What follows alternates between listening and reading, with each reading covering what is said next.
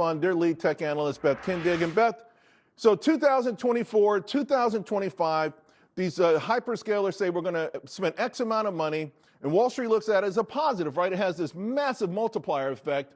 For every $1 of CapEx spending, we saw market caps go crazy. Now it's having the exact opposite. The four largest hyperscalers say, okay, incrementally, they increase their spending by $300 billion. Sounds positive, and yet they lost almost $500 billion in market capitalization. So I guess the question is, how do you explain this, and do you think it's the correct reaction? Hi, Charles. Hi.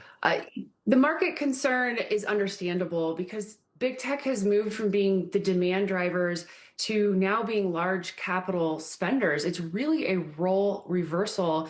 As you and I have talked, I've really preferred the supplier trade for that reason. However, what I would emphasize is that there are different stages of the AI cycle. We really are in the build-out cycle.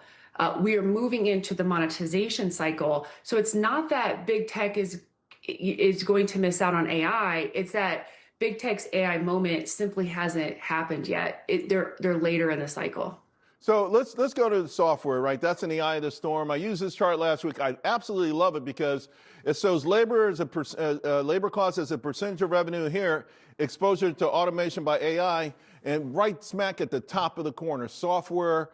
So, you know, we could see where labor is expensive for these software companies, and they're also greatly exposed to AI. But is it over? I mean, are you buying that all of a sudden, you know, it's all over for these software companies?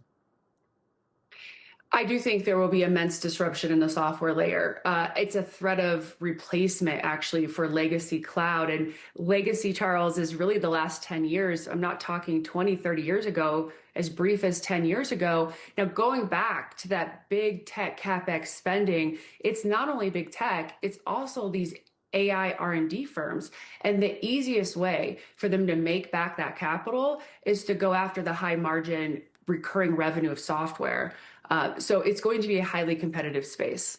And on this same table, though, right near it, we've got communications, professional services, banks, financial services, insurance companies. We did see crazy action. Expedia, for instance, that stock came down a lot. We saw, of course, what's happening with private equity exposure. If this is the beginning, I mean, how do we brace ourselves as this spreads out? What I would do is really look at the signals we already have on the market. You know, you take something like Palantir, you take even Meta. Meta has 60 billion run rate right now. There are signals that there are already early winners. And this is not out of dozens. This is literally, I can talk to you maybe about 3 or 4, Charles, out of the large software universe. To me, that's a great opportunity for investors, right? Because there's a material difference between those participating right now and those not. All right, so you mentioned Meta, also Palantir, which acts really great today, and CoreWeave also is on your radar in this area. You know, when it comes to Palantir, what I would just say is we track earnings reports very closely, 100-point checklist. Palantir is the best earnings report I've seen so far in software. This company's accelerating. And now you can give me a tech company anytime, Charles, that will put up 1 or 2 good quarters. But when we're talking 6 quarters, 7 quarters, that's very rare. When it comes to CoreWeave, they are taking on the big 3. They are AI optimized infrastructure, similar to how big tech is in that build phase. CoreWeave will eventually be in the yield phase. It's more of a medium-term to long-term winner that I'm watching very closely. Okay. Hey, let's talk about this. A lot of talk, of course, now to shift from training to inference. You've talked about this. You've kept us ahead of the curve. But now there's a little bit of, I guess, a debate, if you will. Who benefits most from this? Will it be Advanced Micro? You got a lot of ink last week at the expense of NVIDIA. But I also saw what you wrote recently about Broadcom.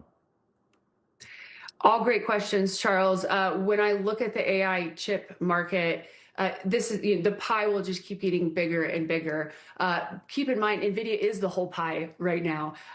So basically what that means is NVIDIA will have to give up some of its large market share. And that's an opportunity for AMD and Broadcom because it's no longer compute intensive, which is really where NVIDIA rules. They dominate on the compute intensive workloads. Bitcoin's going up over the next few years. Yeah, okay. Directionally extremely bullish. I got you good. Beth, thank you so much. I always appreciate your expertise. You're the best.